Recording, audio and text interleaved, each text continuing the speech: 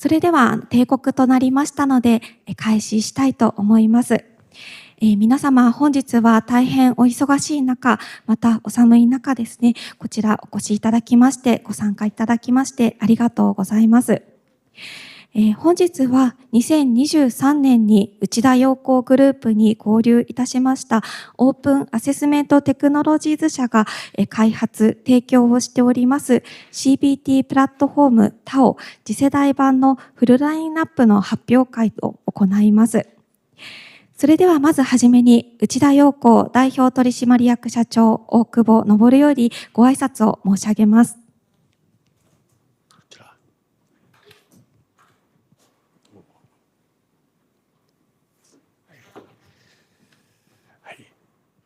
本日は、皆様お忙しい時に、Cbt プラットフォームTAOの次世代版の発表、また同時に、OAT 社と内田陽光は実はもう2年前からジョインをしてるんですが、そちらの両方のお話をしたいと思います。ルクセンブルクというのは人口67万の国としてはそう大きくありませんが、ちょうどヨーロッパの本当に真ん中に位置しております。そのルクセンブルクで2002年に Cbt プラットフォーム、当初からコンピュートベーストテストをネットワークを前提に使えるというプラットフォームの開発が始まりました。できたものはオープンソースで提供され、各国の研究者やあるいは教育機関が施行して、これはということで2013年に OAT 社はルクセンブルク政府とオランダ政府の作ったファンドで設立をされております。そこから10年後、2023年、今から2年前の5月にOAT 社は内田陽光とグループの中に入ったということでございます。私どもと OAT 社は2016年からお付き合いが始まりました。実はちょうどその時、私は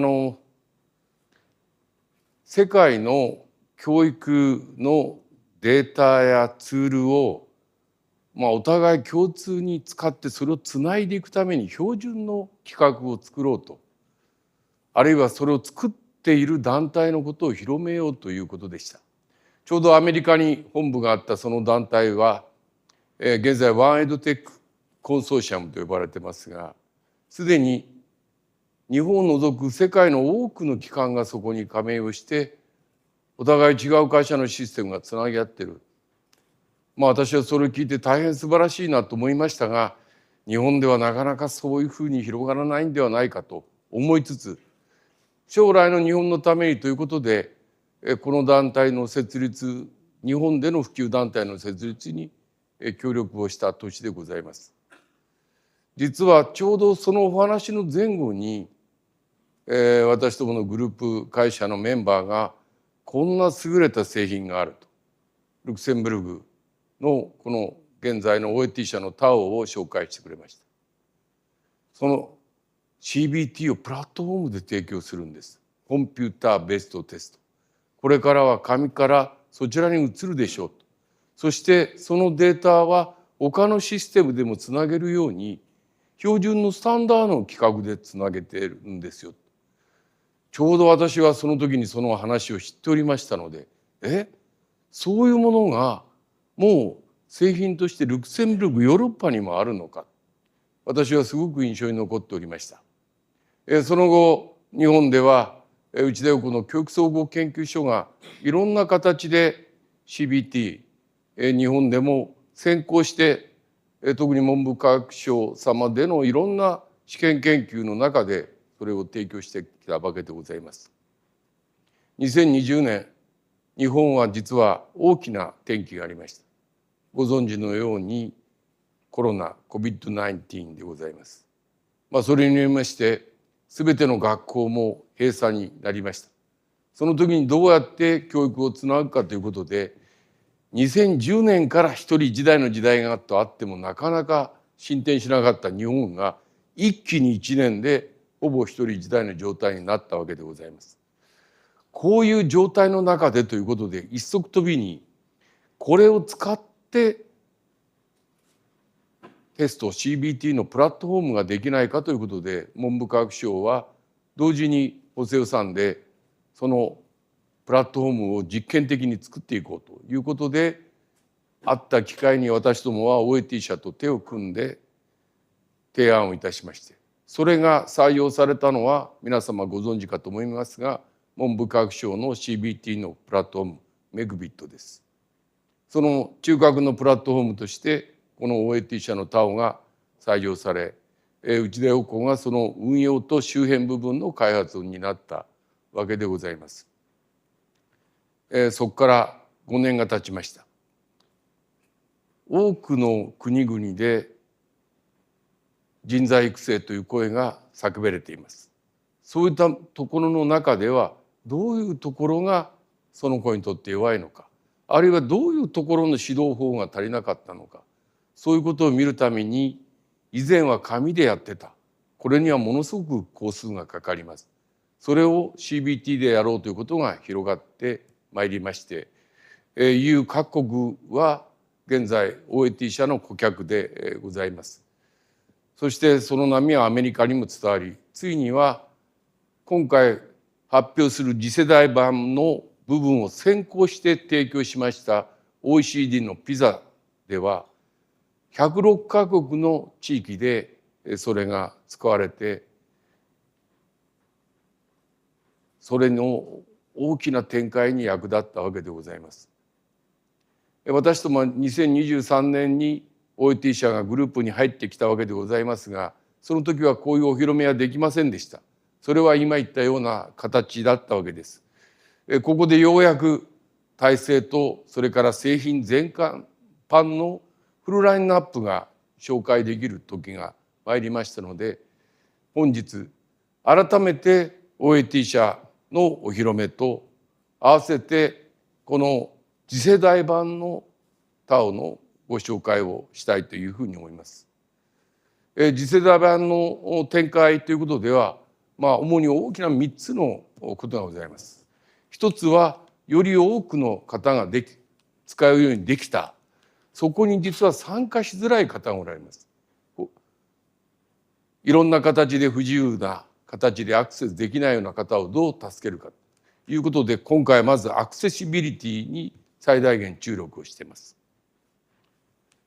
そして2つ目は、より5年前よりさらに日本でも多くの端末が揃いましたが、そのような多数の方が入っても安定してより使えるシステム、ことが1点と、もう一つは従来のようにその使ったデータがいろんなシステムとつなげるように、さらに国際標準にしっかりと適用していくということ。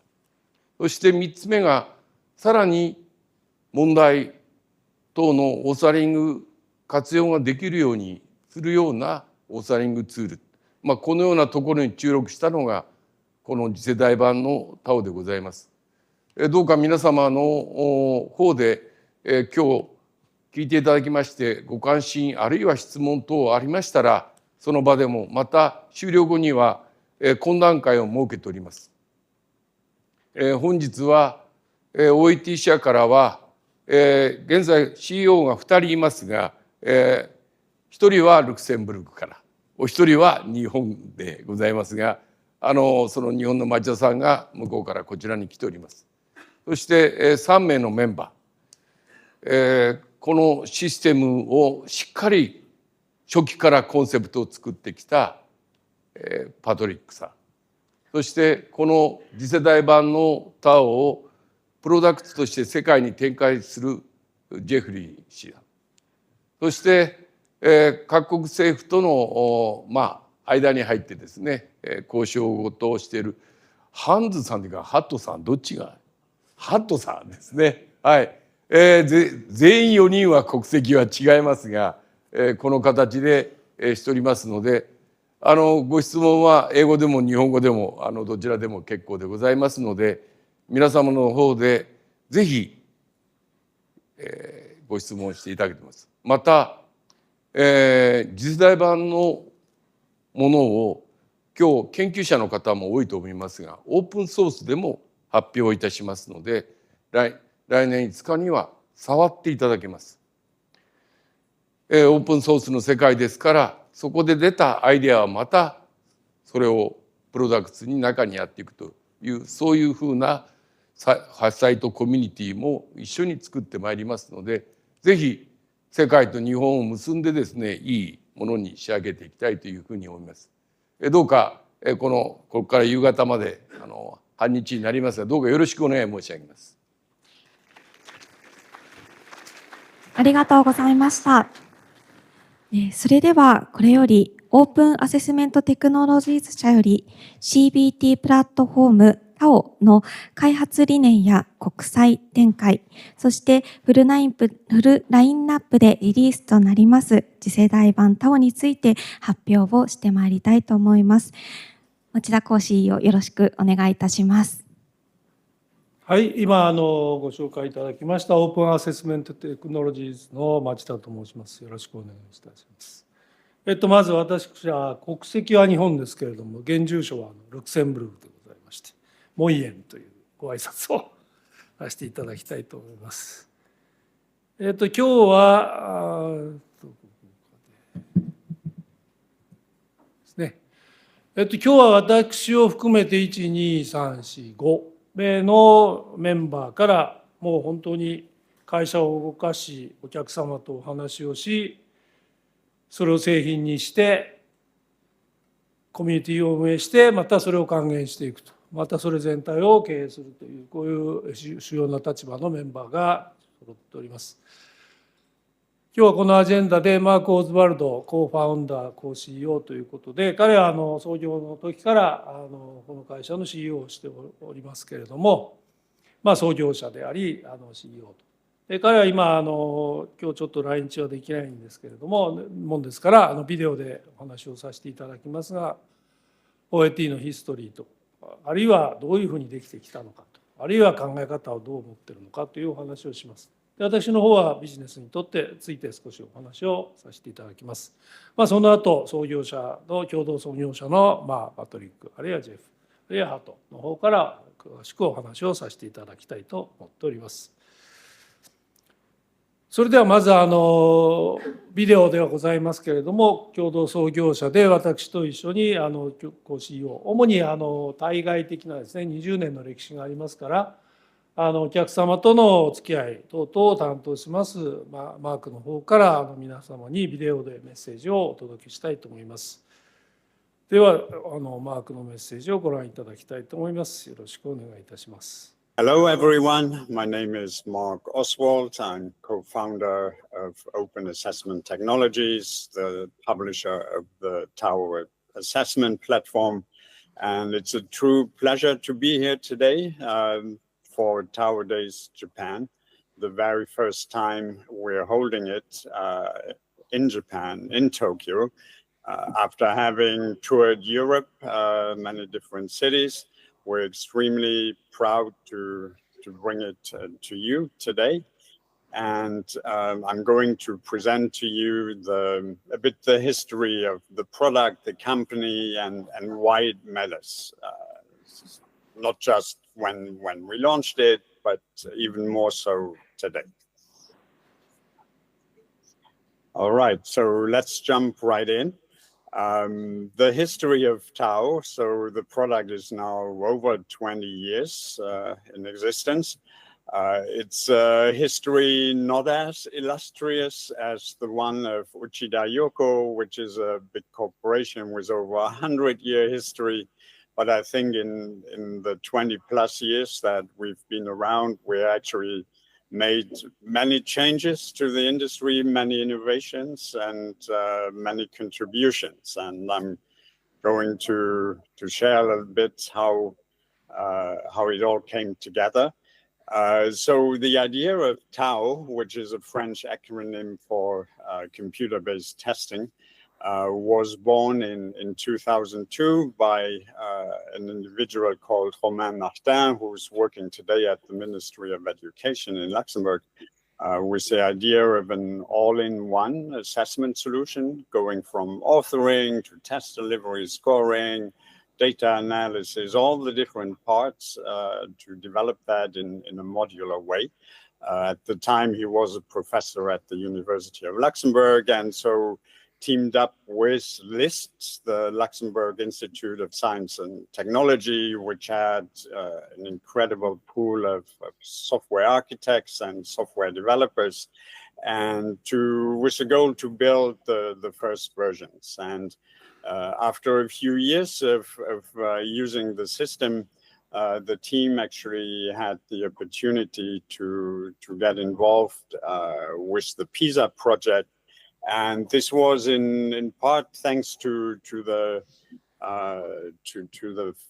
far-reaching architecture that had been conceived at LIST, in particular when it comes to large-scale deployments and managing lots of metadata. Some of these architectural decisions that were made almost 20 years ago still benefit the product today and still offer us some major capabilities in large-scale assessment. And so it was with the very first electronic PISA that TAO was introduced to a broader community. Some 30 countries participated at the time.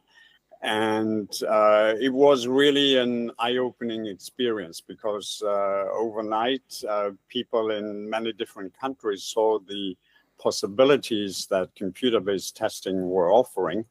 And so it triggered many inquiries about using TAO outside of PISA. And so that pushed us to evaluate the market, see if it would actually be viable to have a commercial version of TAO. And the eye-opening moment, or the spark, if you will, came in 2011 when we went to the ATP conference. ATP is the Association for Test Publishers, and brings together all the users and all the vendors in the industry. And just by walking around and speaking to people, we realized that there was no open source system on the market for assessment. And as we all know from technology, no matter what part of technology you're in, if it's databases, desktop publishing, there's always an open source alternative. And so we realized that's the opportunity for TAO. And we then proceeded to create a business plan. We secured initial investment to launch the company. We were 8 people at the time. One of the other co-founders, Patrick Plichard, is going to present after me. So over the years, we kept pushing the boundaries. We attracted another round of investment from ACT, a major US assessment player. And so by 2023, we had customers almost on all continents. And it was then that we were approached by Uchida Yoko with a very exciting proposal to join forces. And we saw a very strong alignment between Uchida Yoko's vision and ours with regard to openness, with regard to standards commitment, and offering people an environment that is easily accessible and that allows them to innovate without necessarily having to enter into any commercial relationships. So it totally strengthened the open source standing of OAT, and it also represented a major commitment to us as a company. As you may know, we are based in Luxembourg. We employ a total of about 120 people in different locations, including Spain, the US, and other parts of the world. And so in addition to the commercial strengthening, of course, Uchida Yoko also is a major backer of our product roadmap, especially with regard to the development of Tao Studio. And we're going to be talking about a lot of that in a lot more detail in the coming moments here during our presentations. And so like I said, the bedrock, the foundation of Tao is the open source version, and we're going to be introducing the latest generation of the technology in the upcoming months. But if you just look at the footprint that we built over the last 10 plus years, you see the beauty of open source. You have users from all over the world to just download the system, start using it. Some of them became customers, and that's really what's enabling us to continue driving this forward. So part of this effort, of course, is also our continuing engagement in PISA.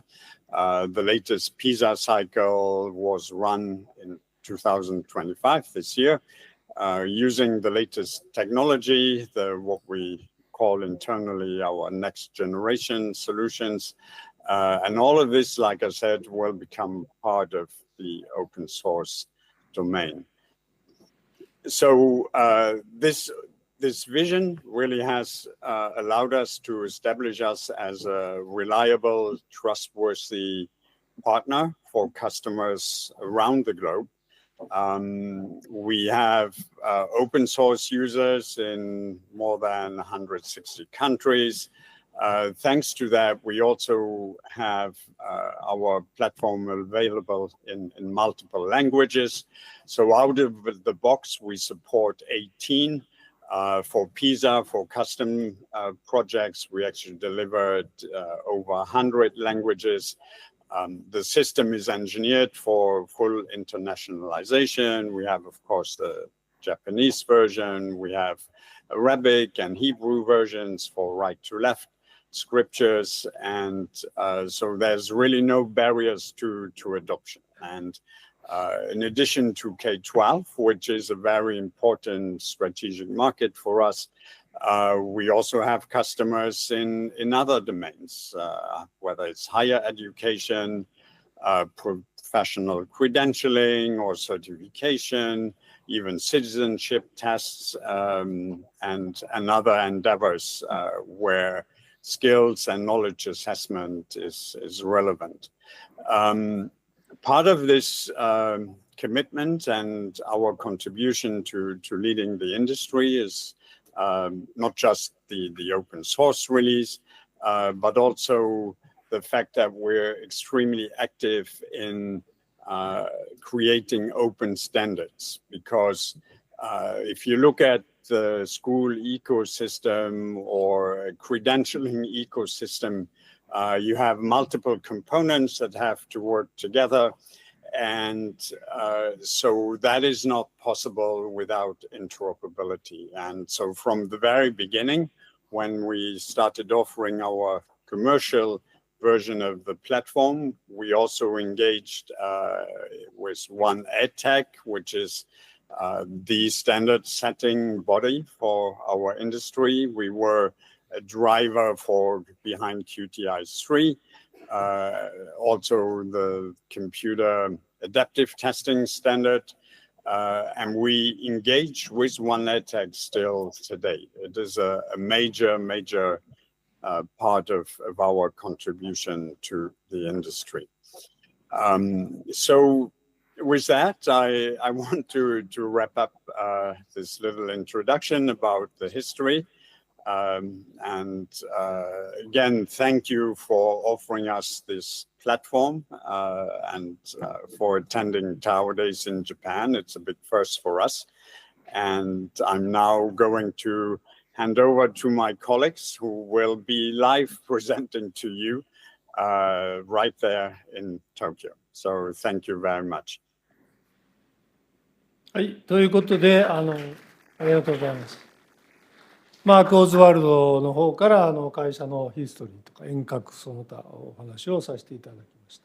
マークは国籍はルクセンブルク国籍ということで、ちゃんと言えないんですけど、ベルモス・メロシーというのがありがとうございますということです。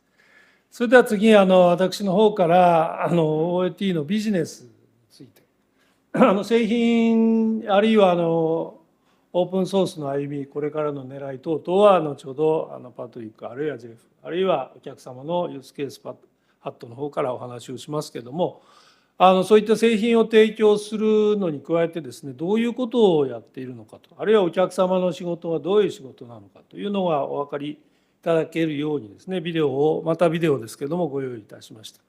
おそらく私が長々とご説明するよりははるかに分かりやすいと思いますので、ぜひご覧いただきたいと思います。In a world where learning never stops, assessment has to adapt, scale, and deliver securely and flawlessly. That's why TAO drives the digital transformation of educational assessment with its open source platform, where every need is centralized, secure, and delivered by a global team, downloaded by millions. Trusted by ministries of education worldwide, because every learner matters, and behind every online assessment there's more than what happens on screen. Long before the first login, weeks of preparation and coordination come together.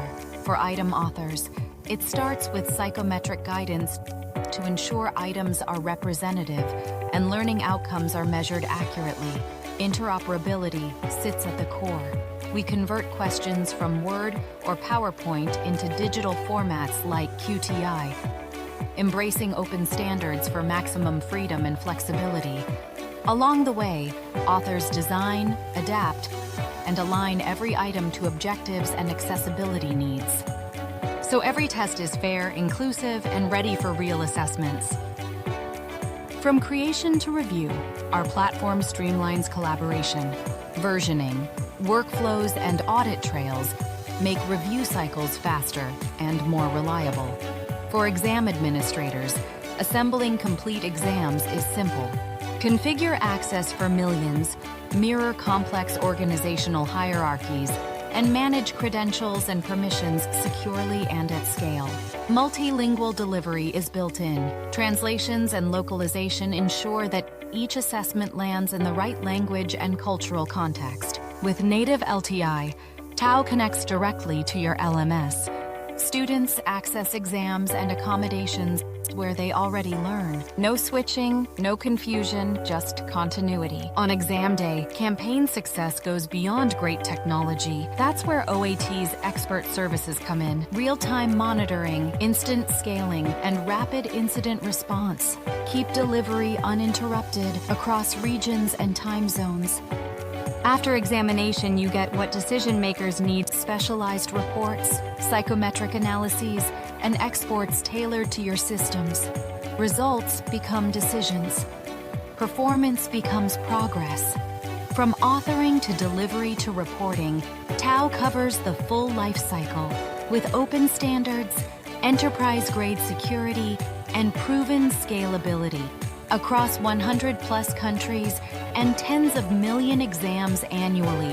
Thanks to the open ecosystem, you can deliver STEM assessments, open-ended responses, AI-assisted scoring, and advanced proctoring. Together, we're shaping a world where trust, technology, and learning unite.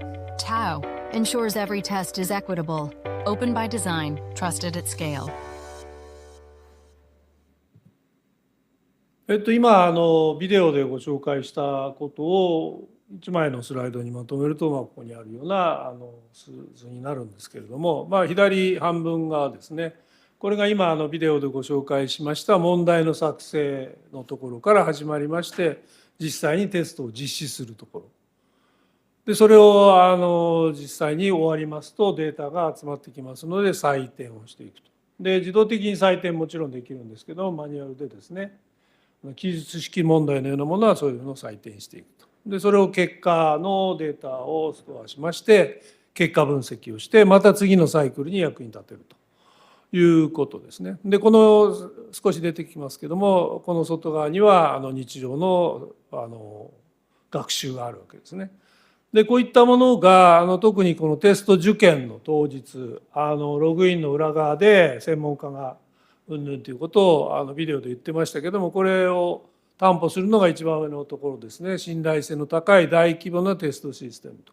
もうこれはすでに実証済みでございまして今年の2025年の2月から8月まで PISA2025 という日本も含めて世界106カ国地域で行われましたけれどもこれは日曜日を除いて全世界24時間6日間ノンストップで運転をさせます。150カ国語ぐらいのテスト問題に展開されてそれが同じ質のですねテスト問題なんですね。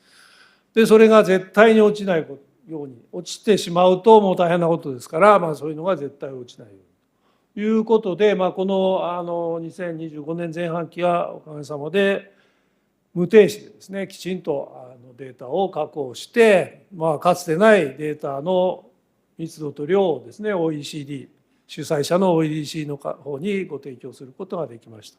で現在分析作業に入っておりましておそらく2年後ぐらいにレポートとしてどういう結果が国際的な比較も含めてですね出てくるのかなというふうに思います。でそういった非常に厳しい環境で試験を受けるわけですけれども個々の受験者の皆さんからすると必ずしもこうやってテストに向かってですねフルに読める方あるいはちゃんと書いてあることが全部理解できる方ばかりではございません。狙うとしてはやはり機会を均等にすると世界106カ国で150カ国の機会を均等にするということがどういうことなのかっていうのは後で詳しくデモも含めてご覧いただきますけどもここにありますような視覚であったり耳ですねそれからお体の動きがあるいは認知の方あるいは言葉さまざまな特性を持つ方がいらっしゃいます。こういったあらゆる受験者の方に公平にですねフェアに受験をしていただく機会を保障するというこのことがもう一つの非常に重要なポイントになります。でこの仕組みこのアセスメントの仕組みの外側では学習用の e ポータルだとか LMS だとかあるいは公務の情報システムだとかダッシュボードだとか日常の学習ツールだとかそういったものがたくさん周りにあります。でこういったものと同じシングルサインオンをしたりですねあるいは結果のデータをちゃんと外の仕組みに渡したりというこういう複雑なエコシステムの中にこの業務があるわけです。でこの業務は業務で動く他のものもちゃんと動いているお互いにデータをやり取りしながら動くとこういう非常に複雑な環境の中にちゃんと置いて非常に大きな規模でノンストップで動かすというこれが私どもの OAT のご提供しているビジネスということになります。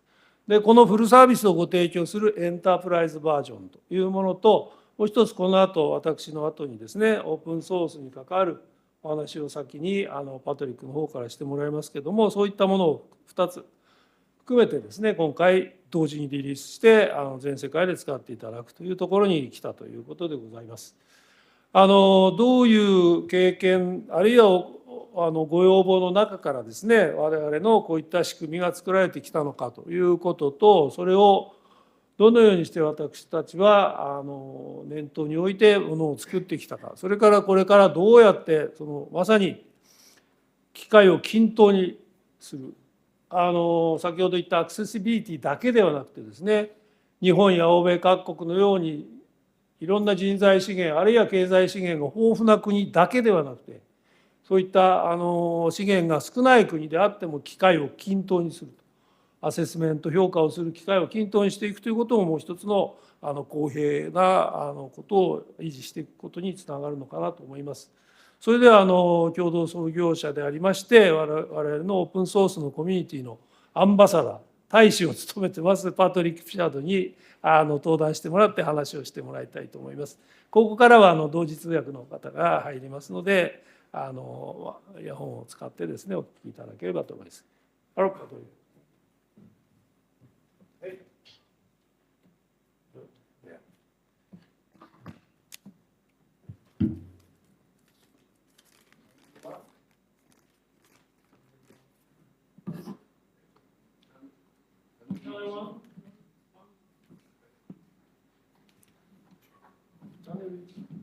All right, so konnichiwa, everyone. So my name is Patrick Pichard, Yoroshiku Onegashaimasu. So I would like to start by thanking Mr. Okubo-san and Uchida for your commitment into improving the education worldwide. I would like also to thank all the staff from Uchida for organizing this event. I mean, I'm sorry. Okay. Oh, okay. I'm sorry. Thank you. Thank you very much. Yeah, to thank also all the staff for the... Just a Just a moment, moment, please. okay. Sorry.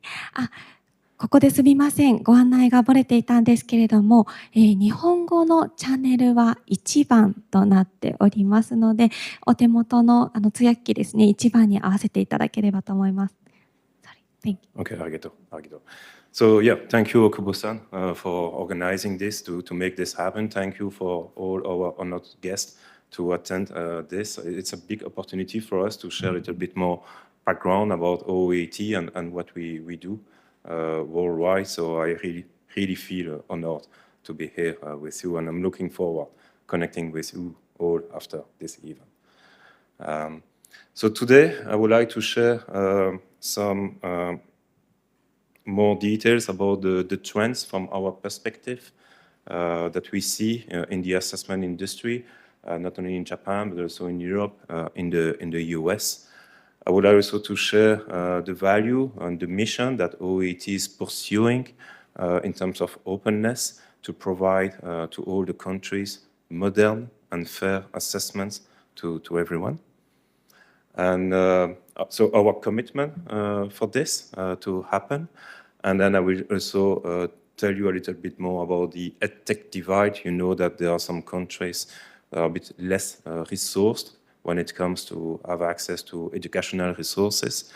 And it's part of our mission also to try to help those countries to access this kind of educational resources.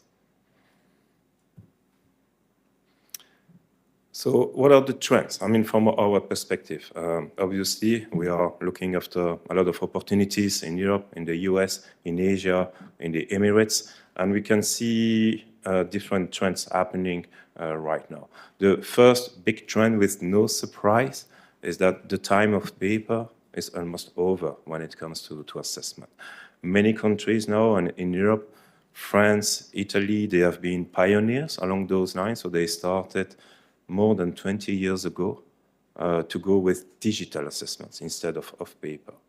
And today, they do exclusively digital assessments, but for the last grade. We can see that also with OECD study, like PISA, where traditionally they were doing PISA on paper, and now since already PISA 2022, OECD is delivering all the tests digitally, and it's again the same for PISA 2025.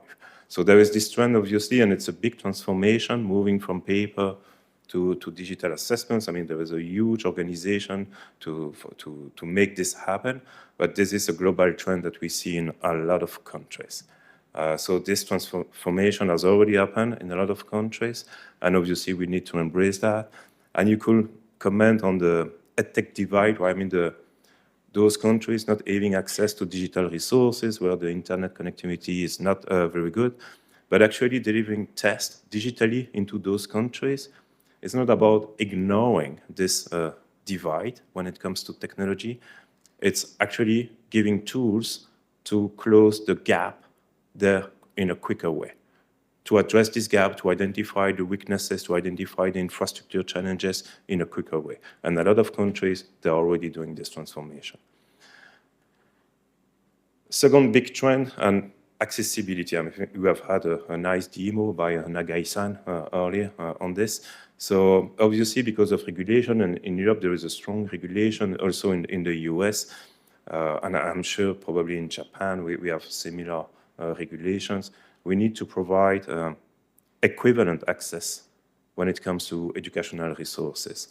And there is no exception when it comes to assessment, right? So we need to accommodate for any visual impairment, any cognitive issues, etc. It's a must-have requirement. In our industry, we see that in all the public markets, it's a must-have. You need to have accessibility tools, you need to accommodate for everyone, and you need to try to have fair tests, right? So even for people having visual impairment, they need to be put on the same scale as others, which is obviously a bit challenging sometimes, and this is why our platform supports all those accessibility tools today. Yeah. There is also a trend for assessment technology to provide evidences on fairness, again, I mean, related to accessibility, but also in general to address fairness for subgroups of the population, sometimes disadvantaged. And here it comes from we can see in the results from PISA 22, where obviously there was a decrease in terms of mathematical performance, but also a little bit in science from most of the countries. There was a decrease in terms of performance. And the thing that is a bit bad there is that among the people where there was a decrease, half of them were coming from socio-economical background that are disadvantaged. So they were overrepresented into this decrease in mathematical performance. So there is obviously an issue there in terms of fairness, and there is a requirement for assessment technology to try to close this gap by trying to detect as quickly as possible weaknesses or issues there in terms of against the curriculum of the country for this population as well, to cover this gap later on. So, and we can see that also in requests for proposals, in public markets, etc.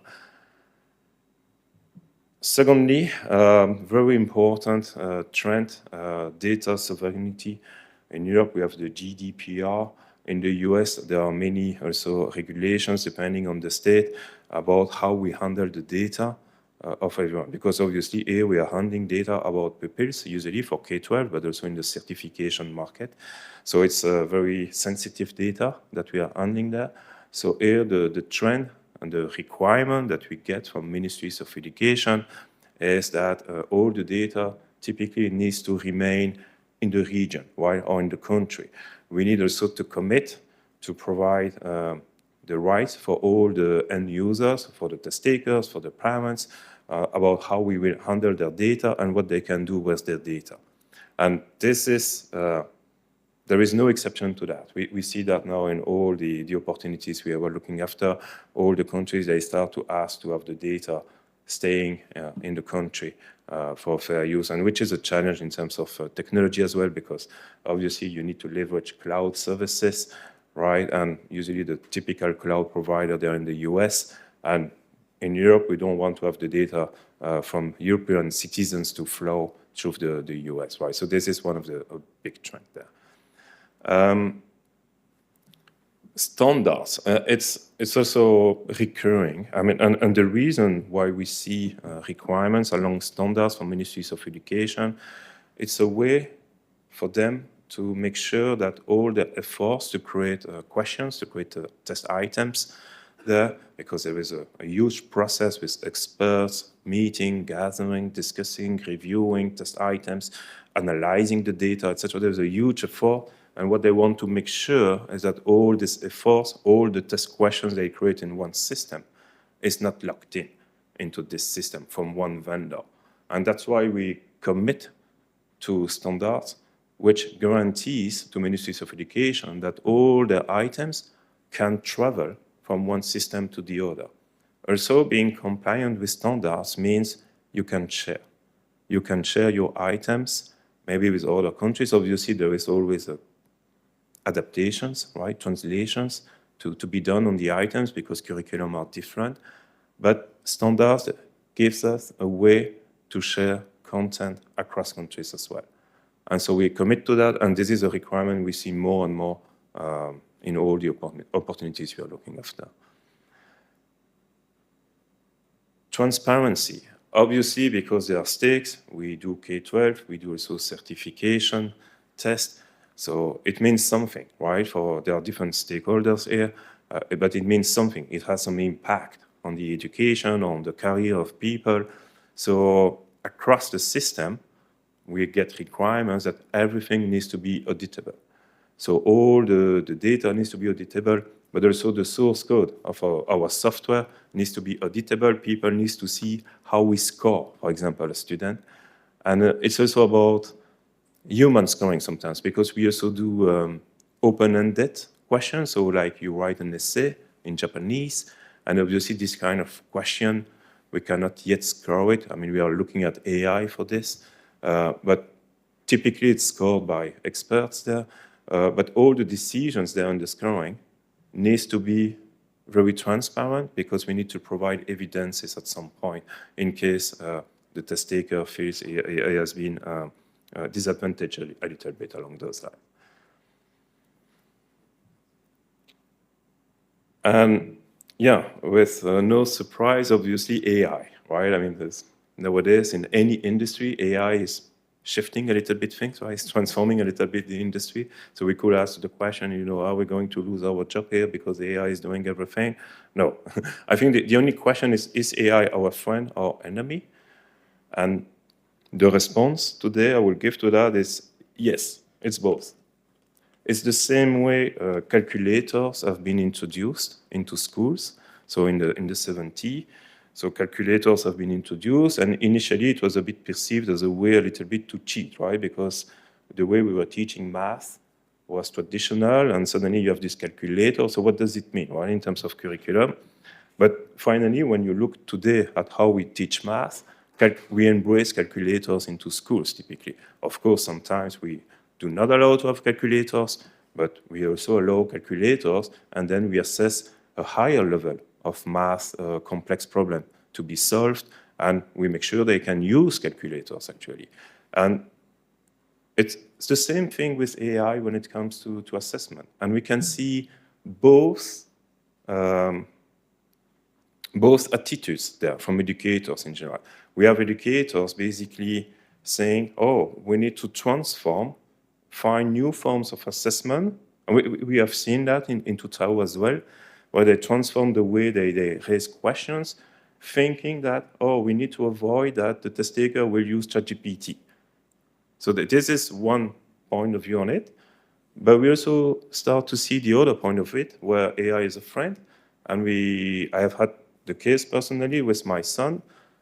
So he's starting university, and the teacher there, basically, they said, use AI to do this. And actually, the problem was so complex that they were trying also to see the critical thinking aspect behind it, basically reviewing the output of ChatGPT. We all know how it works, right? So it has to be reviewed, and there is a critical thinking behind it. So it kind of shifts a little bit the way we assess people. And AI in assessment is transforming a little bit the way we do the test in that matter. Also, AI improves a lot of things. We are also looking at AI for scoring, for generating items, etc.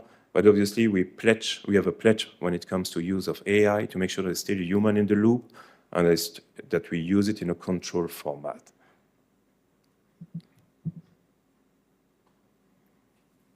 So that was for the trends a little bit, right, when it comes to the assessment industry. And now our mission, right, OAT, and the values we want to promote. And so those three values, they are very important to us. So we commit to that. So first is fairness. As I've alluded before, today we announced also that our software will be released under open source terms, right? And obviously, it contributes to the fairness, right? It gives everyone, all the countries, access to modern and fair assessment technology, right? It's not just high-resource countries. Obviously, OAT is delivering services to high-resource countries, right? And doing customizations, etc. But by being open source, we want also to offer all the technology that we have built, no strings attached, also to low-resource countries. In Africa, in Latin America, so yeah, that's part of the fairness. Fairness has also another meaning for us. Fairness is about delivering tests that are fair.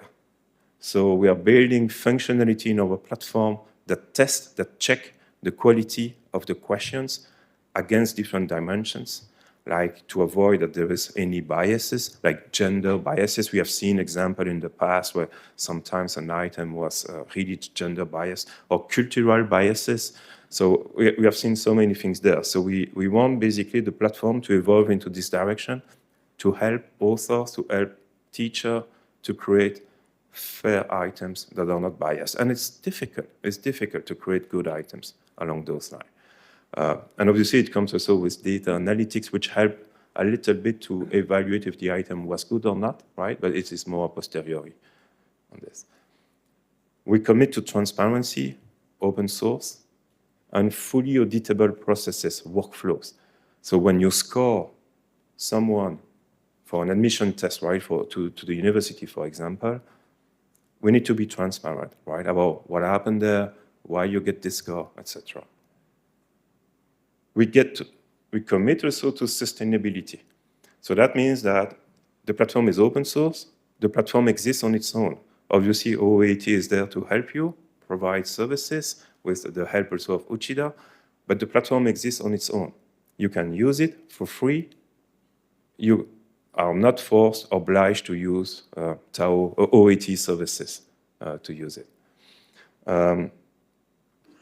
Yeah, so that's for the values and the mission, and I'm quite proud of this commitment from OAT to pursue those three values and mission for OAT. Yeah. So our commitment, so in this mission, is to basically we will release so all the new technology that I've mentioned before.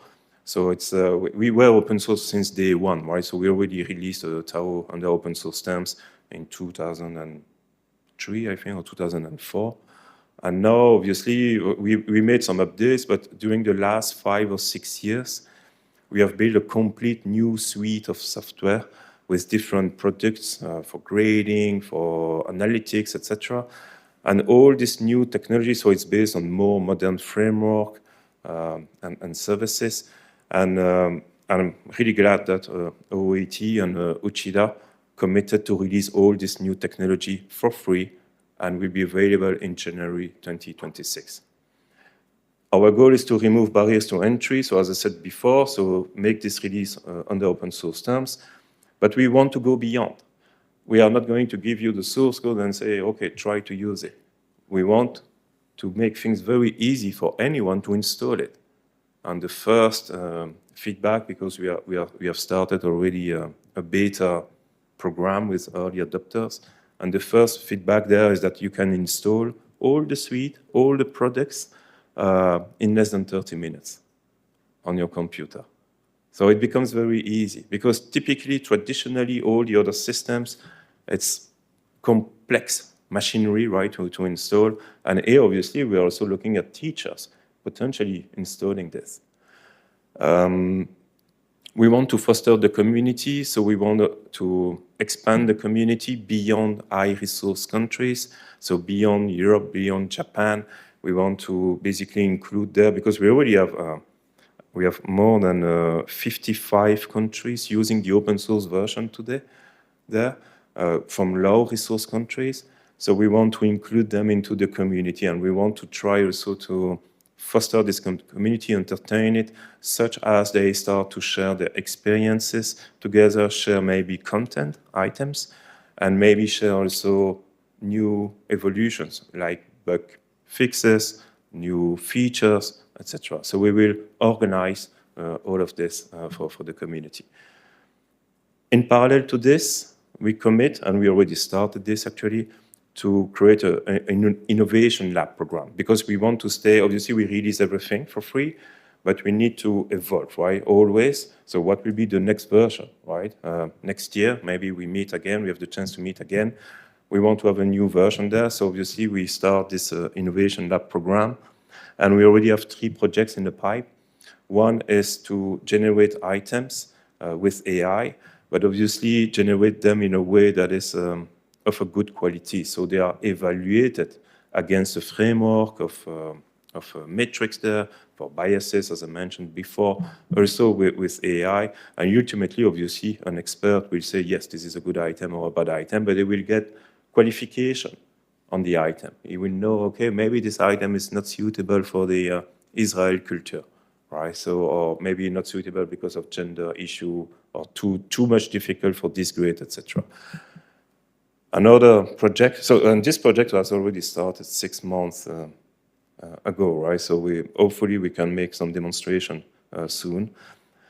Another project which we are about to start is basically to use AI to help teachers to score open-ended essays or open-ended mass constructed responses, right? Where the AI will basically highlight parts of the mass constructed response or parts of the essay and will tell a teacher how those different parts may contribute to the score positively or negatively.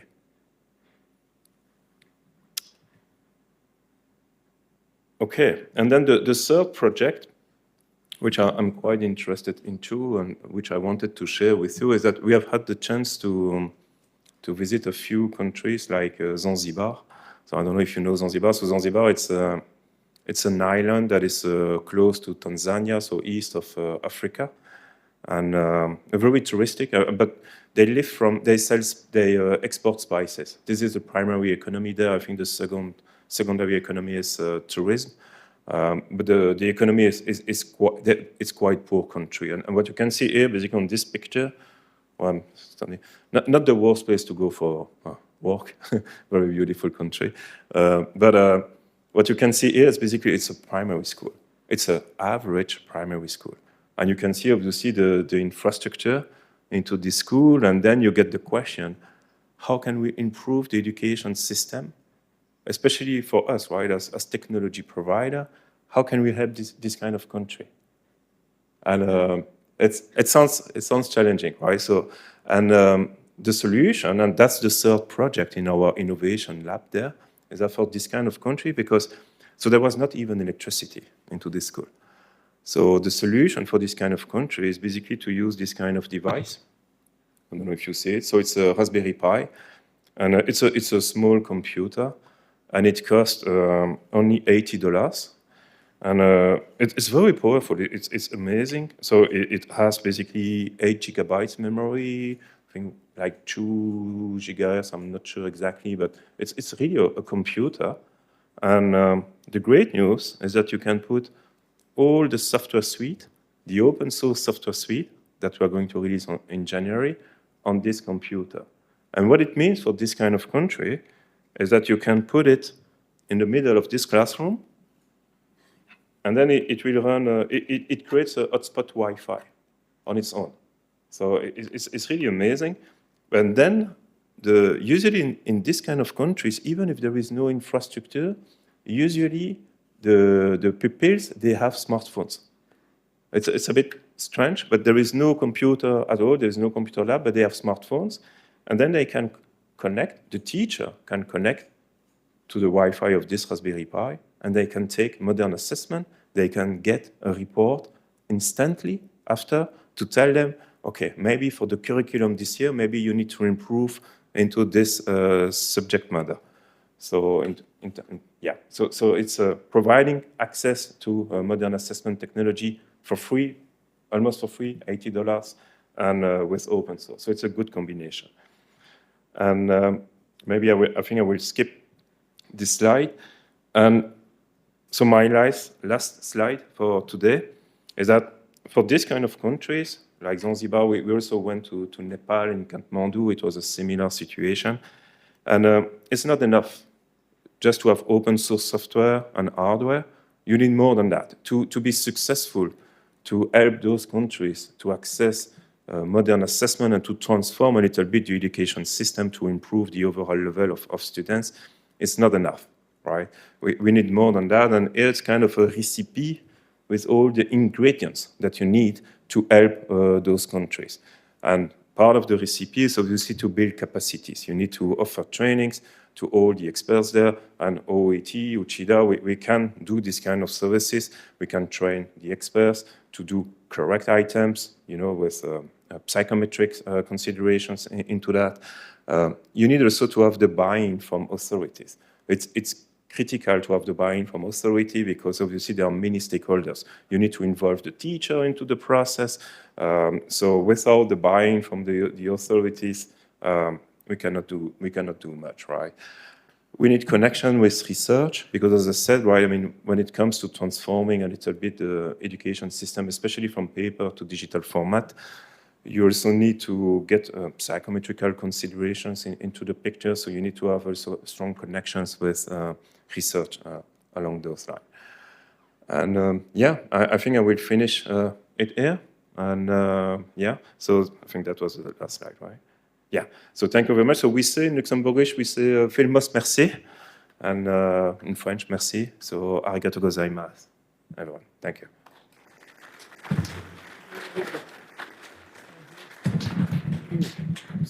Thank you, Patrick.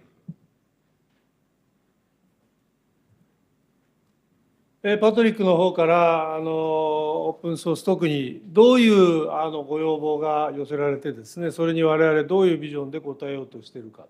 でやっぱりフェアネスというのは非常に重要なトップレベルの概念で、それを実現するためにもちろん機械均等な仕組みを用意するということに加えてですね、リソースの豊富な国、そうでない国とのギャップを$80のラズパイに入れてですね、なんとかしたいなというのがまさにビジョンということでございます。それではこれからですね、ジェフリー・カーフ、彼はちなみに彼はベルギーの国籍でございまして、毎日のようにルクセンブルクオフィスに国境を越えて通ってきております。で次はジェフリー・カーフの方、彼はバイス VP でプロダクトの責任者でございます。彼はニューヨークから来ておりまして、米国籍ということで、英語がネイティブの人間でございます。それではロードマップ等々についてお話をしてもらおうと思います。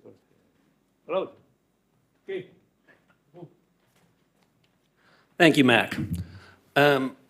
As Mac mentioned, I think I'm Jeffrey Cupp, VP of Product Management for OAT, and I'm from America. I live in the United States, just outside of New York City, and I have a tendency to talk fast, and the translators have politely asked me to slow my speaking. So I'm going to do my best up here, but I appreciate your patience with me.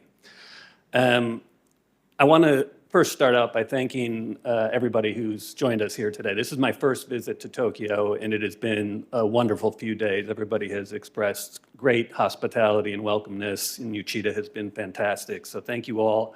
Most importantly, thank you to the people who put this event together. I know a lot of work has gone into it, and clearly no detail has been left untouched, so thank you for that as well. So let me get into my presentation here. The intent of my presentation today is to introduce you to the TAO Strategic Product Roadmap for 2026 and beyond. I'm going to focus on two primary versions of our online platform and then talk about TAO Studio, which is focused on providing educators with features that will contribute to a true assessment creation studio rather than just conventional online content creation tools.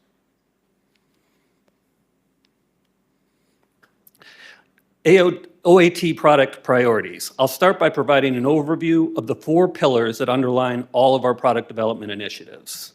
Open source, number 1.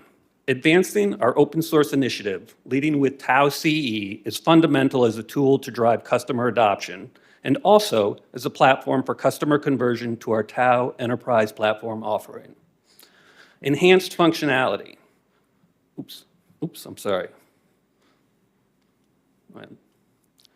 Enhanced functionality. All right, there we go. Elegant design and usability is at the core of everything we do to develop new features and functionality. I just want to get, there we go. This translates to considerations related to the user interface and user experience. It's as fundamental to our product development approach as is the prioritization of accessibility across all aspects of the platform. I'm sorry, I'm having difficulty with the navigation.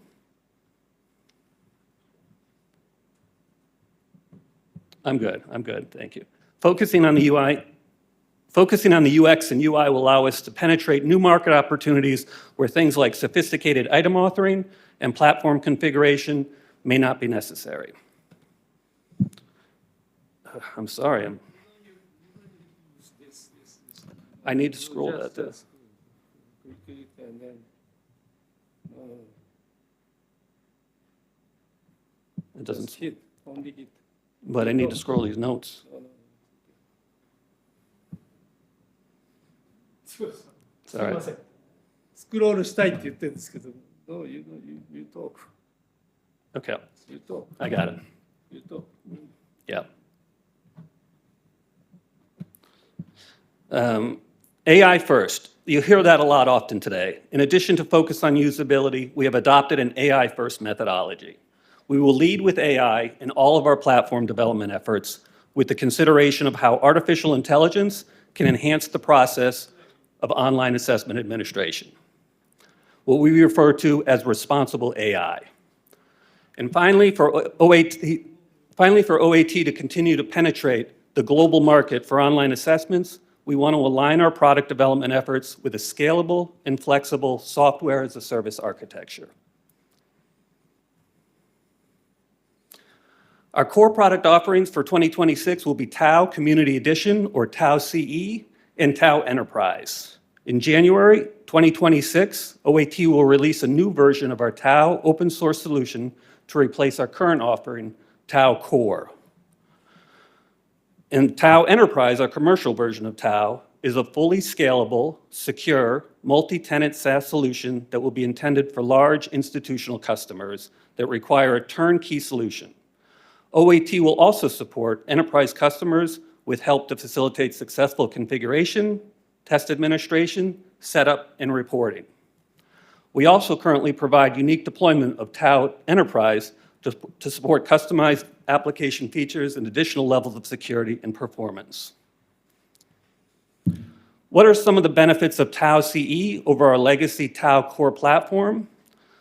Well, there's built-in accessibility compliance, next-generation modules versus legacy current-generation modules, support for manual scoring for constructed response items, upgraded architecture for extensibility, greater commitment to open standards, a modern user-friendly UI across next-gen modules, and a comprehensive data store for analysis, leveraging our TAO Insight component. The TAO CE Community Forum. Along with the release of TAO CE, we have a renewed investment in supporting and facilitating TAO CE through our community forum. Curating this forum will be fundamental to the community support and continued adoption of the platform. And to expand that last comment, our commitment to the open source community is driven by our desire to facilitate contributions back to our own original source code. This will play an important role in helping to contribute to new features and functionality developed by OAT, and also individual contributions to the platform by the community of TAO CE users. This will extend the application of the product to new market opportunities and broader adoption. Let's talk a little bit about the TAO product enhancement strategy. Our TAO product strategy derives from the many opportunities for OAT to convert conventional paper and pencil or paper-based testing programs to digital administration with the goal of expanding market penetration, providing capabilities that allow customers to more easily create and administer quality content, and support enhanced assessment administration through the use of emerging AI technologies.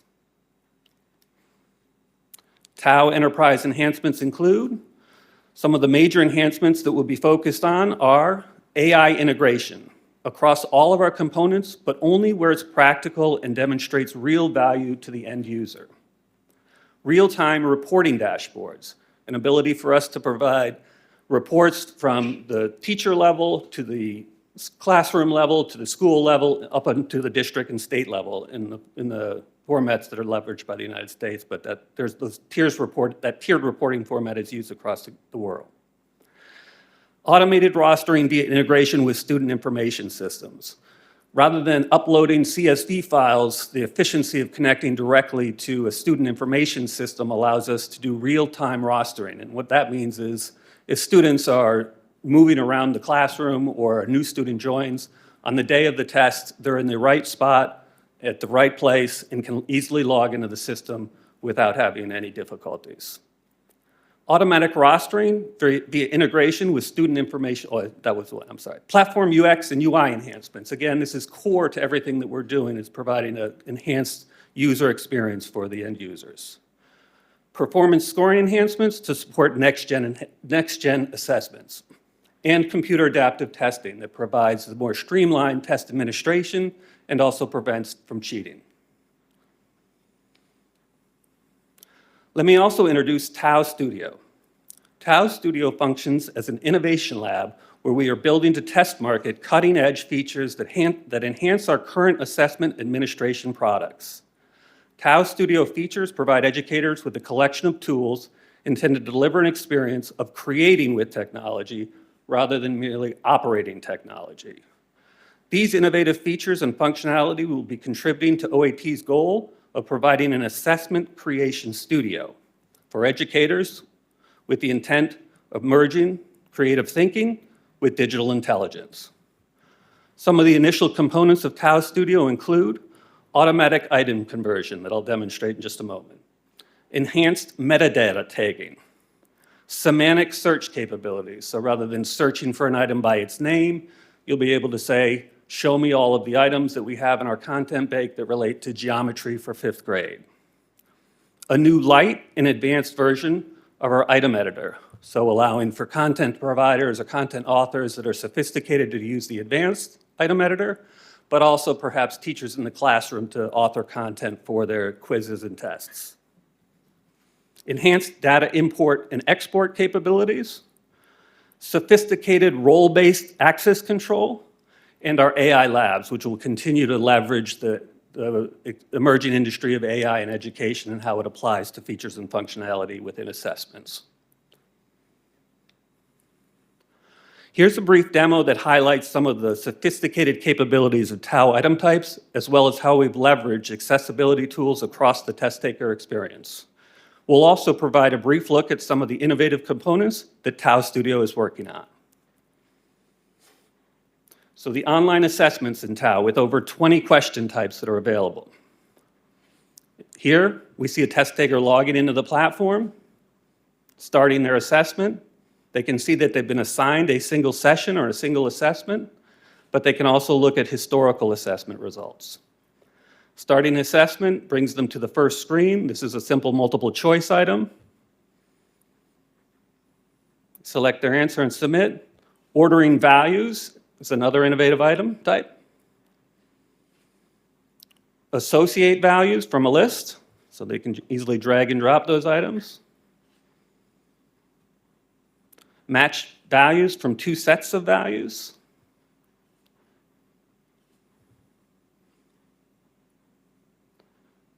Hot text questions, so selecting text from within a essay. Fill in the gap with values from a predefined list, so drop and drag and easily swap them out. Choosing a value using a slider or editing directly. And creating an essay with rich text formatting capabilities and also entering formulas, tables, or attaching images to the response.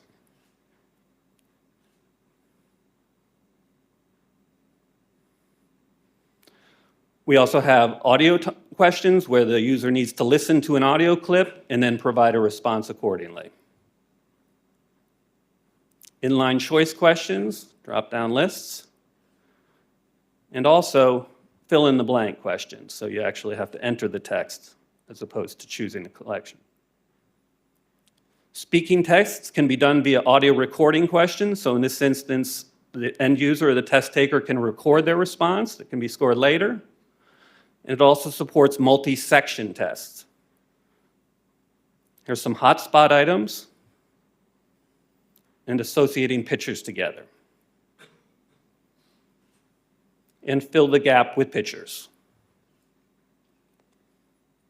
Pre-positioning within an image, and then submitting the test. Accessibility is one of our #1 priorities as we've spoken about.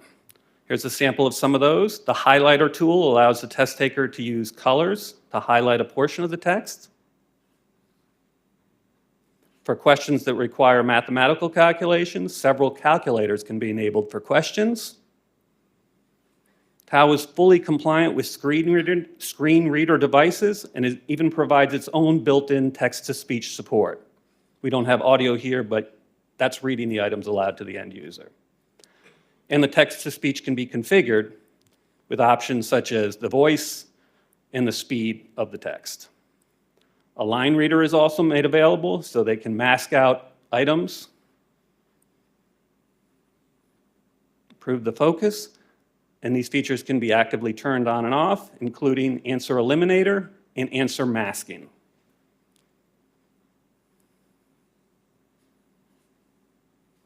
A scratch pad can be available so folks aren't using pen and paper within the testing experience and can perhaps compromise the content of the tests. And you can manipulate the elements within that as well.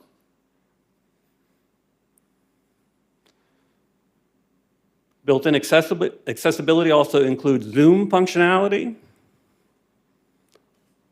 an ability to control the contrast against approved accessibility color combinations,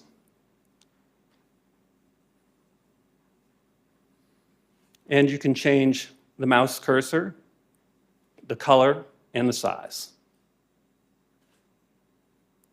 And you can also change the type and how it's presented in terms of the type size, the spacing, and the font itself. Now let's look at some of our innovative features that are coming out of our Tau Studio. Here you can see a spreadsheet that's been created that reflects a number of multiple choice questions. We take that CSV, go into our AI portal, import that CSV file, and it's converted into a QTI 3.0 document. We then take that compressed zip QTI file, we import it directly into the platform,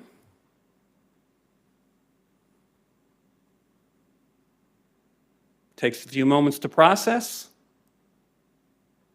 and then you can see that these items have been created within the system without any authoring whatsoever. And those are some of the different items that are available there.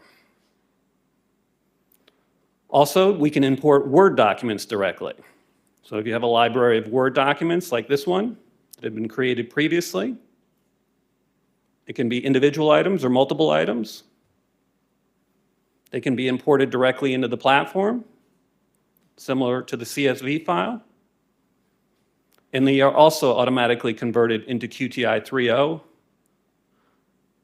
And those are the items that are reflected from the Word document. So again, replacing authoring with simple importing from documents that probably are already created for a lot of content banks.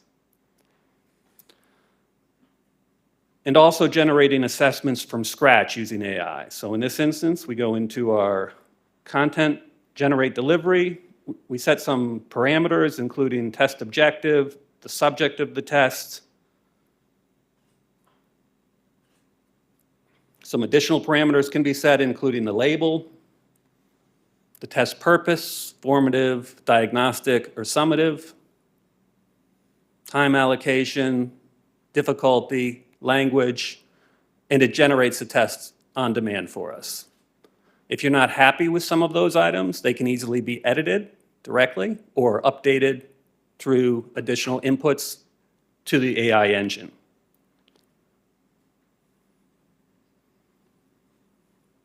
And we'll continue to work with the AI capabilities to see how we can enhance the user experience and make it easier for folks to not only create content, but also to administer and score the content. Lastly, I want to take a moment to talk about how Tau Studio components, along with the list of more general Tau enterprise enhancements, will continue to contribute to the evolution of Tau CE. As mentioned, Tau Studio will serve as an innovation lab for feature enhancements for Tau Enterprise. Our plan is to migrate new features introduced and hardened for Tau Enterprise to Tau CE on a 6-month release schedule. This ensures that Tau CE continues to evolve and be relevant along with Tau Enterprise. Thank you very much. I appreciate your time. Arigato. Okay.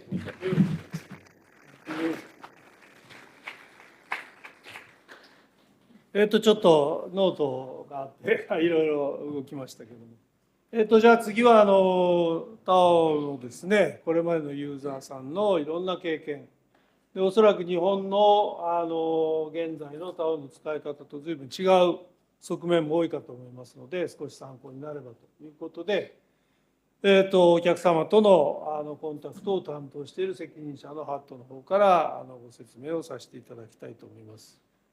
OK, your turn.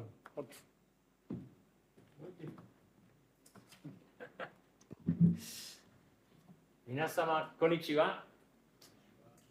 私はハット・ステーリング、OAT の Director of Global Assessment Solutions です。よろしくお願いします。Thank you.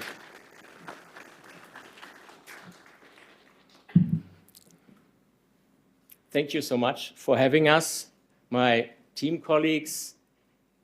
It's a great honor and it's a great pleasure to be here after looking back at our history. And it's so good to be here in Japan and be part of the Uchida Yoko Group. You give us the freedom that we need to expand. One platform, one mission. You heard earlier today. This is TAO. We have the mission to bring assessment for the good of education, for the good of credentialing and certification throughout the world. And I think until now, we do a pretty good job. We are talking now a lot about features, functionalities, technologies.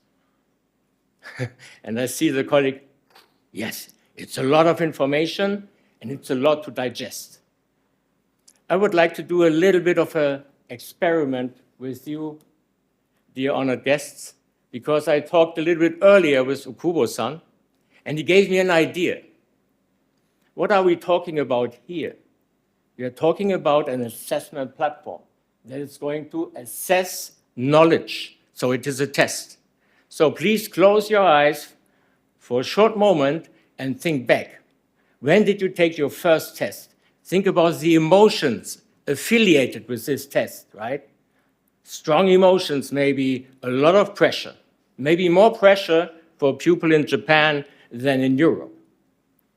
But there is pressure. There's a lot of emotions, and there's a lot of stress for the student.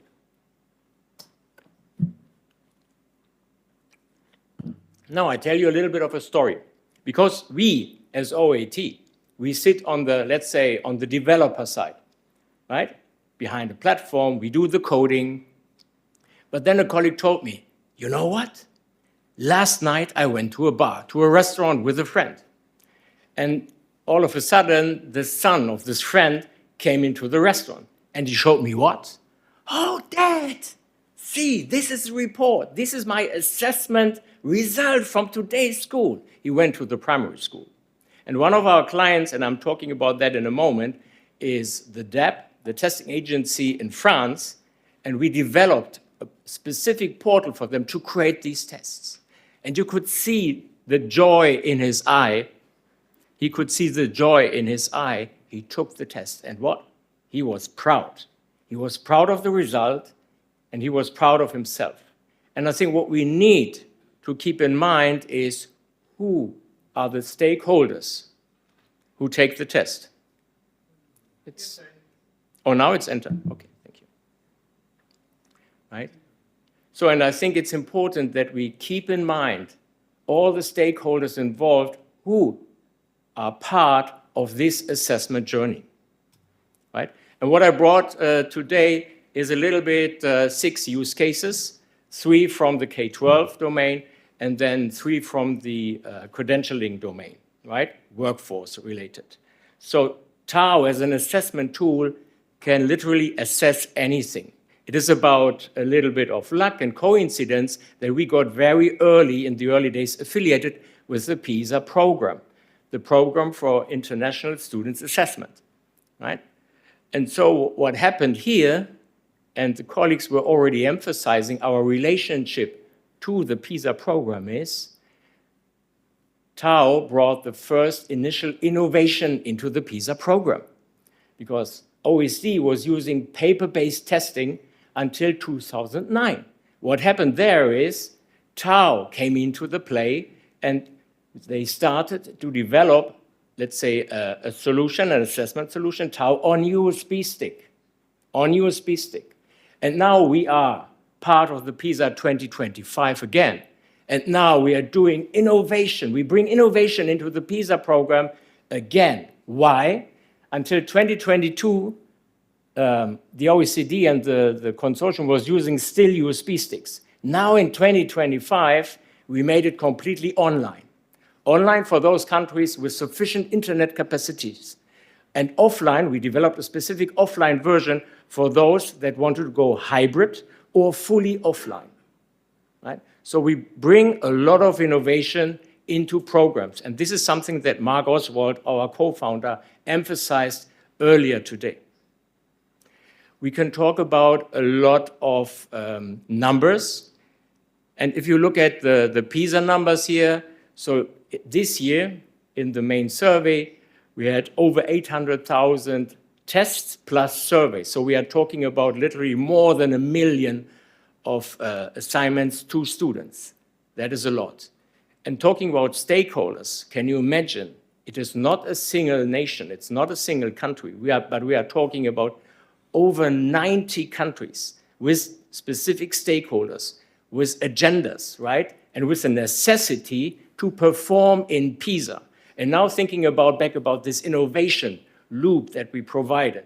So it was pretty challenging, and we had to cope with a lot of different stakeholders on a political level. We are talking here about over 90 ministries of education who have a strong interest that PISA is successful. Why? Because they need all the data for their country, right? To have this indicator and to have the analytics available to change maybe their curricula or their education policy, right? So now let's go away from PISA and focus on our two other major clients. We started with both Invalsi and DEP 10 years ago already. And this is important over time, right? These institutions, they start with kind of snapshots. They start with summative assessment. They want to understand where the students are, and it's about grading, right? It's about grading, reaching the next level, the next grade. But over time, what happened is, and this is important, stakeholders, they love TAO, not only because it's nice to use, it's so robust, and it scales. What does it mean it scales? In PISA, we had a concurrency of users of 20,000. 20,000 students that take the test at the very same time. I mean, literally the very same second. With the DEP, this year, we reached a concurrency of 553,000 students taking the test at the very same time. Not at the very same time, at the very same day. At the very same time, it was 150,000. Right? So, our clients, they conduct annual assessments. Italy, once a year. They do field trials during the spring campaign, and they do the main survey during the spring campaign. They pay a lot of attention, what Patrick mentioned before, on item creation, item validation, and calibration. So the colleagues in Rome, and we visited them last week, because we signed the new contract again, they already started in preparing the next spring campaign. So this organization of around 140 people, they pay a lot of attention in a lot of details to make the next campaign perfectly running. And there are no issues at all. There are no issues at all. And if I tell you that there are a lot of challenges, because on the screen you only see the next item, but in the background a lot is happening. And what occurs quite a lot is during these during these assessment campaigns, we have DDoS attacks, denial of services attacks, quite a lot on our infrastructure, right? We set up a lot of clusters in order to make these assessments happen and very smoothly, and then you encounter these attacks. And our web application firewalls we set up around these campaigns support and protect us. To that extent that the students, they don't feel any impact in the assessment journey, right? And what is really acknowledgeable is the way they design and they set up the organization around these assessments. So we are talking here in Japan about how many schools? 28,000 schools. In France, we have over 55,000. And TAO is running in all of them, smoothly from day one to the last day of the assessment cycle and without any impact. Now, these are the K-12 case studies I share with you now. The next step for TAO, because I just mentioned that TAO can be used in the credentialing, the professional advancement as well. We just signed a contract with the European Union. That was really a great success for us. It's a very, very high-stakes contract for us because the European Personnel Selection Office, they recruit permanent staff for the European Commission. And when we are talking about the European Commission, we are talking about around 120 agencies that are located all over Europe. Most of them, of course, in Brussels, but then every state has these agencies. We are talking here about roughly 10 to 16 competitions each year. Each competition is very high stakes, so we use remote AI and invigilated proctoring to support the assessment, and that no cheating occurs. And we have an additional, let's say, a number or pool of practice tests. So candidates can start doing the practice test, so they get affiliated with the specific content of the European Commission. And then on the test day, they start the test. They have a little bit of a preliminary test, so they get affiliated with the technical environment, with the proctoring solution that we implement, and then with the assessment platform TAO itself. But it's a great success. And now what we see is more and more agencies reach out to us, and they're very interested in collaborating with us as well. And then Mark Oswald mentioned earlier the citizenship test. So in Norway, we won a contract in early 23, where we set up a specific TAO assessment platform for immigrants or people who want to become Norwegian citizens. So Norway is a small country, but the assessment situation is a little bit more complex. We are talking about over 350 municipalities. Each municipality is responsible for their test center. And what we build is, in order to better accommodate and support them, is there is a self-registration candidate system. So candidates can go either to a test center facility and then register for an assessment there, or they can do it online. And then they can schedule their specific assessment day, let's say the assessment topic, and then we even build in a payment portal so that they have to pay a specific price to take this assessment. So we're really expanding from the K-12, where everything was centrally administered, to the certification domain, where you have a kind of self-service setup, and then everything runs smoothly in the background for these organizations. And last but not least, we have a long-standing contract with the US colleagues located in Florida, the National Center for Construction, Education, and Research. So in the US, you have to understand that you take a job, you do this job for 10, 15 years, and then you get fired or laid off or whatever happens, but you have nothing, you have no certificate. So NCCR is supporting workers to get these certificates, right? They take lessons in test center facilities, or they take them online. There's a huge product catalog, And NCCR uses learning management system based on Moodle, Totera, and we connected technically TAO to this learning management system. So that now you have a nice workflow throughout the learning and assessment cycle. And the good news is that NCCR, we started small, 1 million tests, and they're very ambitious. They aim for 10 million tests. And they are not only, let's say, operating in the United States, they are parts of Canada, parts of South America, parts of Northern Africa now, and parts of Europe. So they're expanding, and TAO supports them on their way.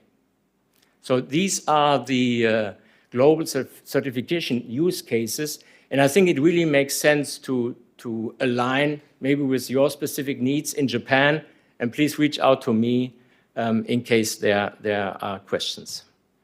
So last but not least, now we are back to people. So the hard work that is behind the TAO platform is still human-based. We don't have AI agents who do the job, no. There are really people located mostly in Luxembourg. We have a specific team, we call this team large-scale integration team, and they take full responsibility from day one when we help our clients setting up everything for the competition or the campaign until all the data has been retrieved and has been sent over to the client. So the clients are able to use all the data for their ongoing analytics and then decision-making data-based. And there's a lot of data that TAO can provide. But I think I don't have the time to go in more detail. What is important is the stack that we build around TAO is really remarkable. Besides the personnel that we have, the dedicated teams, like the large-scale integration team, we set up the whole governance and compliance around TAO. So the ISO 27001 certification is really about TAO because we don't do anything else, right? So this helps us be compliant with all the necessary security standards around. I've already mentioned the web application firewall setting that we built around our TAO Cloud SaaS solution that really helps absorb a lot of attacks. And by the way, we had attacks on PISA 2025 as well, and there was no impact at all, right? So what really is important is that we support while we are part of the campaign, and based on our clients' needs. For example, Norway, for each campaign day, they set up a dedicated team that works out of a war room. They call it war room. Norwegians are now very peaceful, but they call it war room. And colleagues of ours are part of this war room, right, remotely. And we have dashboards all over the place. We use metrics to really show the performance, and in case anything happens, we can react immediately, right? And we provide these services 24/7. And last but not least, it is important that we look into the classroom, right? So we are now moving from summative to diagnostic testing and to formative testing, because the future is the teacher, the classroom, and the individual student. We need to be able to support the student on its way. Remember the little story I told you from the boy? He was so happy. This is our stakeholder we need to focus on. And this is our way to support and better support you as a community and our clients. Thank you so much for your time today.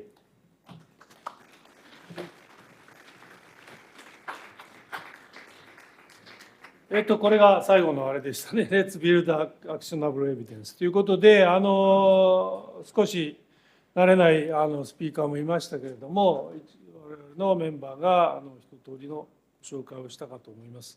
まだまだ話し足りないことがどうも最後のスピーカーもいっぱいあるようですけれども、この後の懇親会でぜひご質問等々いただければ詳しくお話をさせていただきます。どうもありがとうございました。OAT 社の皆さん、ありがとうございました。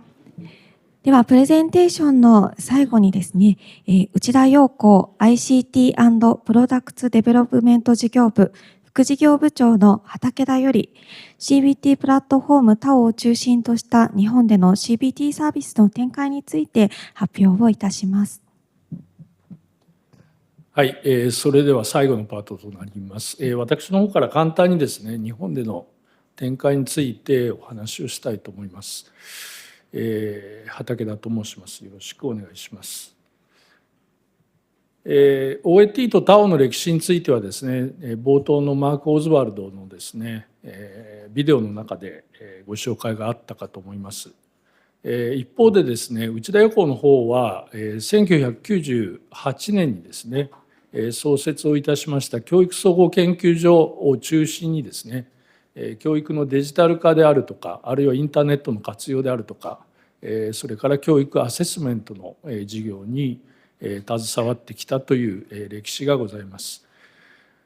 それぞれですね、TAOを使ったシステムとしては、冒頭大久保の方からも話がありましたけれども、2020年にですね、日本では文部科学省のCBT システムであるメクビットですね、そこに TAOが採用されたということになります。それから OAT の方はですね、大きなエポックは2025年の PISA2025 でTAOのまさにこのネクストジェネレーションですね、次世代版が採用されたということになります。それぞれがですね、20年以上のですね、こういったデジタルアセスメントに関わるような歴史をですね、それぞれの場所で行ってきたということになります。2016年からはですね、より密接なパートナーとして内田予行と OAT は歩んできました。それから2023年にはですね、OAT は内田予行のグループの一員となって、これから一緒にですね、TAOを普及をさせていこうということをやっているという、このような歴史になります。日本においてはですね、上の方に K-12 ということで小中高校を中心にした学力調査のデジタル化ということを図ってきました。一番最大のものはメクビットということになりますけれども、いろいろなですね、さまざまな自治体のですね、紙で行ってきたアセスメントをデジタル化をしていくということで、たくさんのお客様とですね、学力調査のビジネスをさせていただきました。それから大学の入試関係も始まっております。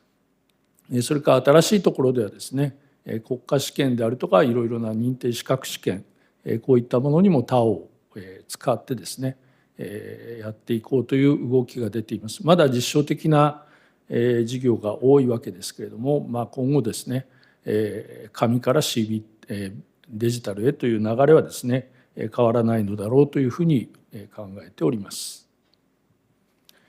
先ほどジェフリー・カフからですね、詳細なTAOの特徴や機能というのがありましたので、ここではもう重複いたしますのであまり申し上げませんけれども、アクセシビリティへの対応というものを大幅に強化をしてですね、W3C の WCAG という企画があります。ウェブのアクセシビリティの企画ですね。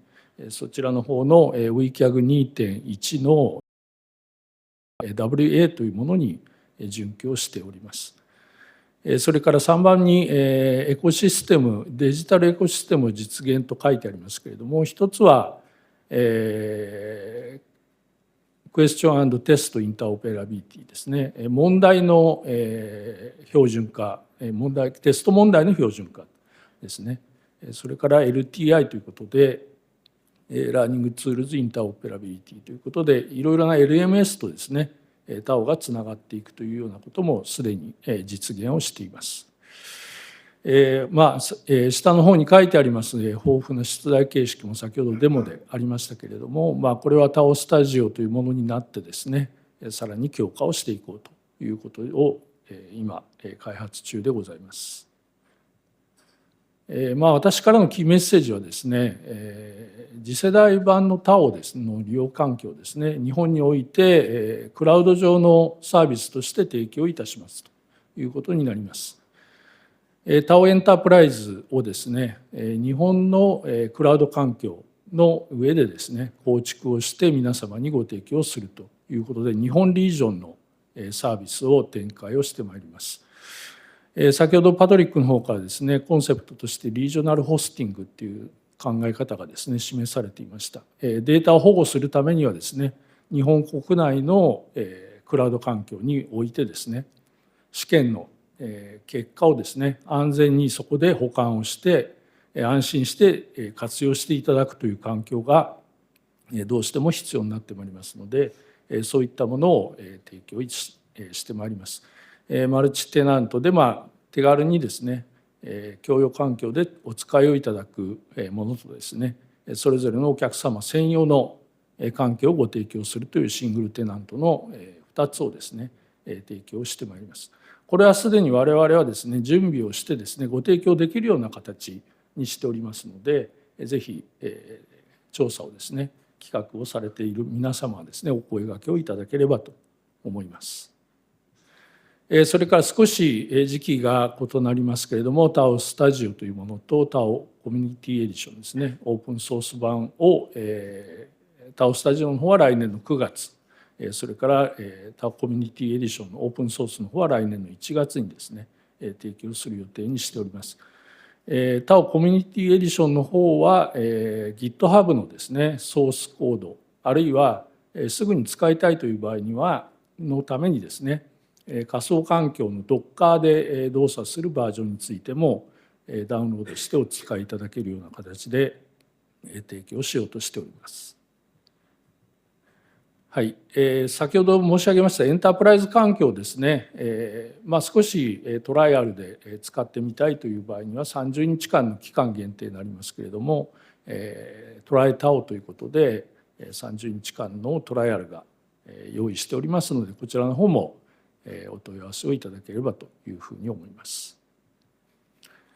内田横の方はですね、他を中核に置いてですね、システム構築、システム提供を図ってまいりますけれども、その前のですね、調査設計、それから問題の開発ですね、それから構築、アセスメントの実施、分析、データの利活用というところまでですね、フルターンキーで我々提供しておりますので、その試験のですね、前も後もですね、サポートをすることができますので、ぜひこちらの方もご活用いただければというふうに思います。はい、簡単ではございますが以上でございます。ご清聴ありがとうございました。ありがとうございました。こちらで OAT 社内田陽子からの発表は以上となります。皆様ご清聴いただきましてありがとうございました。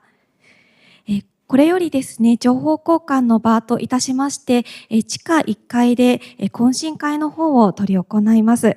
恐れ入りますが、皆様地下1階へのご移動をお願い申し上げます。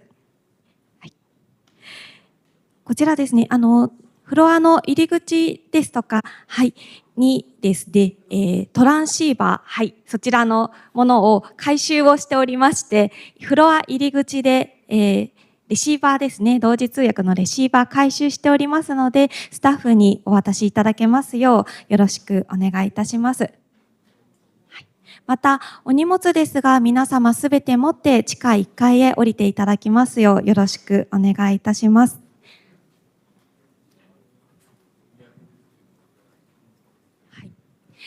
またお席にはですね、今、タオのロゴがついた、袋の方をご用意させていただきました。そちらの紺色の袋の中にはですね、ノートとまた、ペンのセットが入ってございます。ペンのセットルペンというものなんですが、内田陽子のグローバルブランドマービーのものとなっておりまして、アメリカやヨーロッパを中心に広くご利用をいただいているものでございます。ぜひそちらもご利用いただければと思います。長くなりましたが、皆様ご清聴ありがとうございました。ではご移動の方よろしくお願いいたします。